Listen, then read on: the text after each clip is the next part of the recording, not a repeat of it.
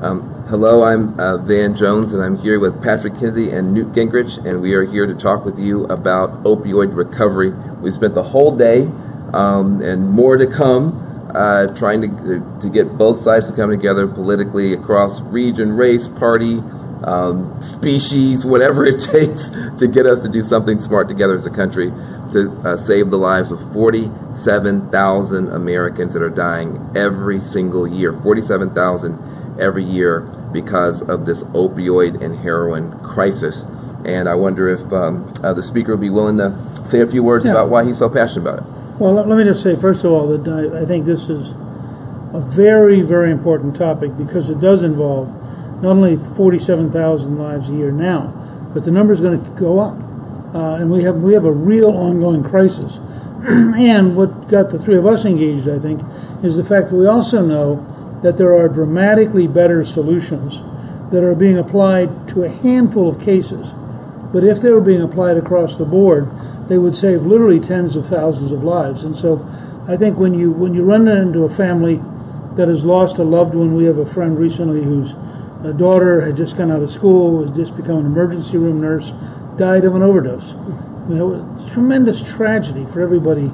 You look at that and you multiply by 47,000. And that's why we feel strongly, or at least I feel strongly, that this is really an important cause and that we have it in our hands to develop an opioid recovery program that will save thousands of people.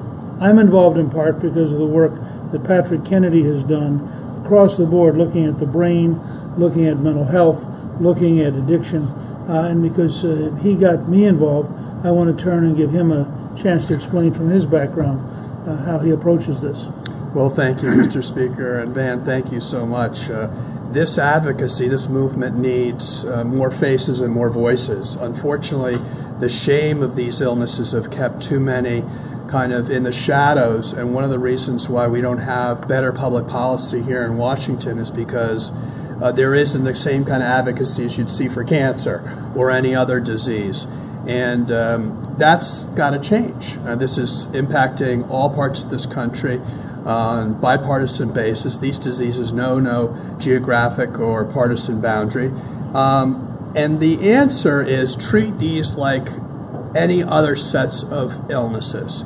The disease of addiction and mental illness is a chronic illness. And if managed like other illnesses, we would screen for it early, like we do with cancer, like we do with diabetes and cardiovascular disease.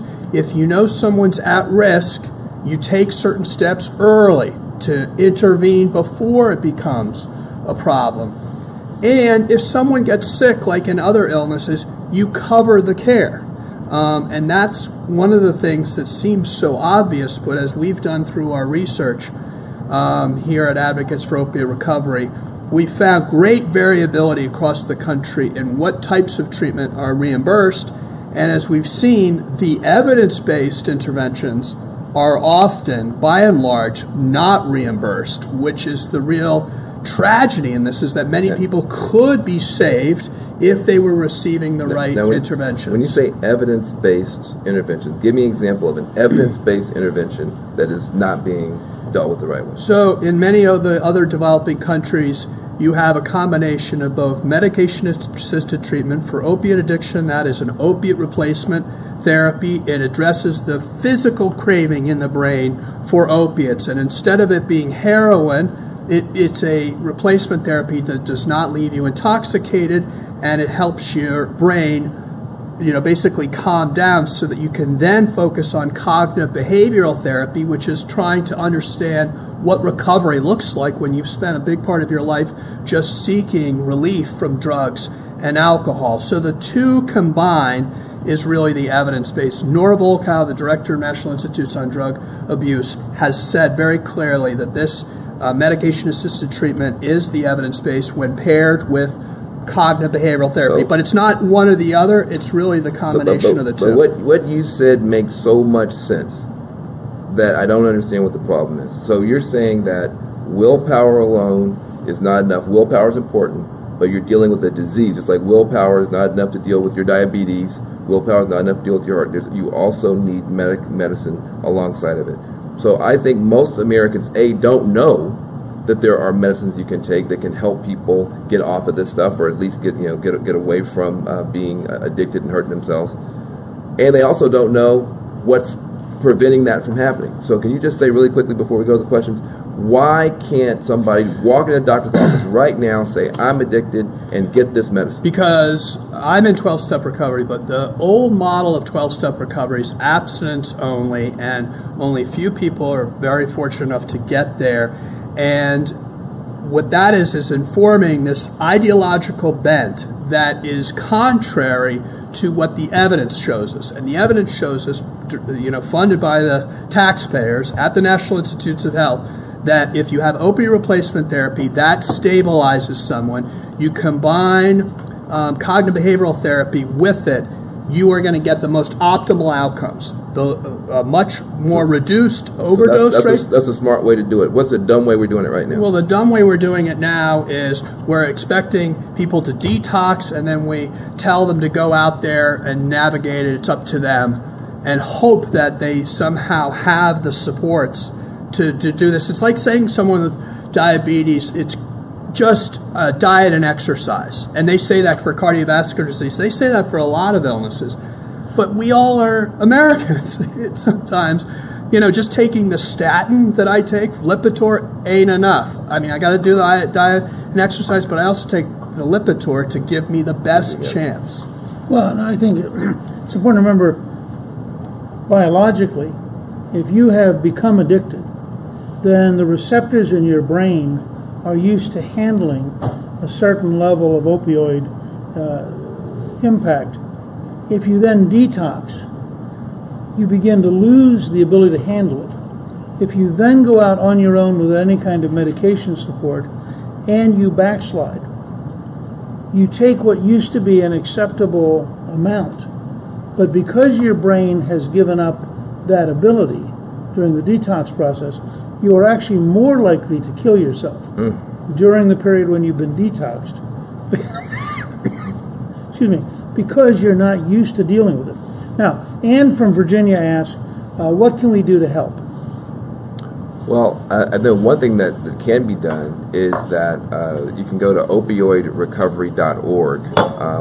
That is the effort that we've come together to support. What we noticed was on the national level, there wasn't a good coordinated effort to make sure that what is being scientifically shown works is actually the policy of the government, is the policy of the healthcare companies, is allowed by doctors. None of that's going on. So this is a new effort.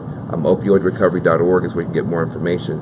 You can donate there if you want to be supportive. You can get more information there. That's one thing that can be done to help.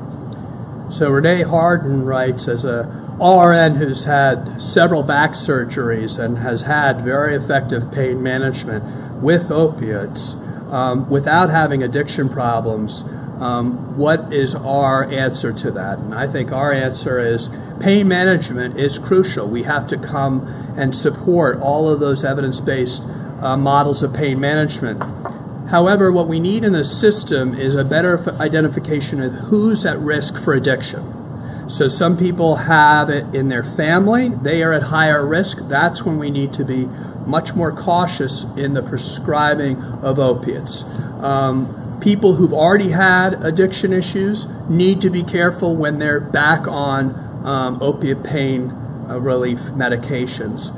These are things that the literacy of these things needs to be increased. So part of our job is to help inform public policy so that the medical culture can be more sensitive to the risks that people carry when they are at risk for addiction. Some people just genetically are not, as prone to addiction as other people, just like in every other case of an illness. Good. Okay, so Roscoe Coltrane says, what efforts are being made to halt the flow of fentanyl into the U.S. and to trace and apprehend the complicit individuals and countries? Do you have any idea about the kind of drug enforcement dimension of this? We've been talking more about the health policy, the health insurance policy of it. I don't, but I do know that obviously we have very cheap and accessible fentanyl, heroin, and other new forms of really enhanced morphine effect. We have to deal with this on the supply side for sure, but the demand side is what's really something that we need to focus on. If we can manage those aspects of this problem that we can absolutely make a difference on, and that is those that are currently suffering from this disease, treat them in an evidence-based way, I think we'll do a lot to reduce the demand. That is, in fact, the thing that's making it such that these markets are being flooded with these opiates. Yeah, I would say that first of all, if I understand it correctly, the U.S. government is intervening, particularly with China, which is a primary exporter of fentanyl. And fentanyl is an extraordinarily powerful drug, which I think actually is normally used by veterinarians. That's where it originated, and for large animals. And it dramatically enhances the power of the opiate that you're taking and kills people. Yeah. I think we have made strong representation of the Chinese because they're a primary funder of the fentanyl inside a system of prescription is one thing. Fentanyl arriving as an illegal drug really is a grave danger. I think it's also important, as Patrick was saying, we have to look on the usage side, both in increasing effort to convince people not to do it and in teaching people how to manage, for example, the transition from pain medicine so it doesn't become an addiction problem. That's if right. you've had severe back pain or you've been in a car wreck or something's happened to you, there are legitimate times you do want pain medicine, but then you want to have a pretty clear regimen of getting off of it. So Jennifer from Wisconsin asks about whether medication-assisted treatment is covered under the ACA and other insurance. And we've seen in some cases where it is covered, but when you see that less than 30% of those who offer treatment in this country actually have medication-assisted treatment, and less than 20% of those who need treatment actually get into treatment, and half of those who do offer it actually follow through and you're seeing a very small microcosm of people who need this as the evidence form of treatment actually get it paid for and get access to it, because it's not just getting it paid for, it's getting access to those providers. So we are very much supportive of getting SAMHSA, so the Substance Abuse and Mental Health Administration, to move forward with the CARA Act, the Comprehensive Addiction Recovery Act, and train new providers. Let's accelerate that training. We have an artificial cap on how much this medication can be written for, but we have no such cap on the opiates that get us into trouble in the first place. This is the part that I think is just completely outrageous. Doctors can hand out opioids by the wheelbarrow if they want to. You go in for hip replacement surgery, you broke your collarbone, you hurt yourself, skateboarding. Here, you can have a big old bottle of these opioids, and if you do what the doctor tells you to do, there's a chance you might wind up addicted. And not because you got making bad choices, but because your brain chemistry has suddenly been changed, and now you are physically in need of these opioids. Now you go back to the same doctor, you say, well, geez, doctor, I know you have medicine that can help me get my brain in a better shape so I can move forward. The doctor goes, I can't do nothing for you. I can't help you. Your insurance company's not going to pay for that. I'm capped. I can only help so many people a year or however many, whatever it is. Can you imagine if you had a heart attack going to a doctor and the doctor saying, well, guess what? I can only help so many people who had heart attacks this year. I'm above my cap. You just have to have your heart attack on your own. But I'll talk to your insurance company about it. It's completely nuts. And so if a doctor can give you an opioid, that same doctor should be able to give you the medicine to get you off that opioid. And until we're at that point in the country, I think we're going to have major, major problems with this epidemic. Somebody asked, William asked, is there an alternative to opioids that is safer for pain management? There's a medication called Toradol. I'm not a physician. All I know is that I've had it on occasions when I've needed really acute pain relief, and it's a non-narcotic. It's called So it had help Toradol. with the pain, but Yes. it didn't have the addictive qualities. Exactly. And there's, of course, other forms of pain management that for those, I have had back surgery, I can have chronic pain but can be managed, much more effectively. We're really much smarter about pain management today than we were in the past. We ought to employ that so that the pill is not the only piece to this puzzle. Well, and you were saying in the conversation we had earlier that you always make sure to tell the doctor that there are limitations to what you can take, and they very often manage the pain with over-the-counter things that are clearly non-addictive. It's interesting. I go in when I need pain management. I'll tell them that I'm allergic to not only penicillin but to opiates, and they often haven't heard that before. And it's remarkable how their only default mode is to write for an opiate. In other words, there really isn't a lot of understanding out there within the medical community even that there are these other forms of pain management. In fact, buprenorphine Suboxone is used in pain management. It's the thing I always point out is that a lot of the stigma around addiction and people who are on heroin or who are now in a position where they might be abusing the opiates. A lot of that stigma comes from the idea that, well, you shouldn't have been doing that. You should know better. You should do better.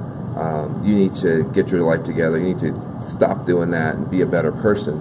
And what what people just don't understand is, first of all, people are often doing what the doctor told them to do. You have a lot of people. The first step of this whole process was the doctor telling them take this, and then their life falls apart.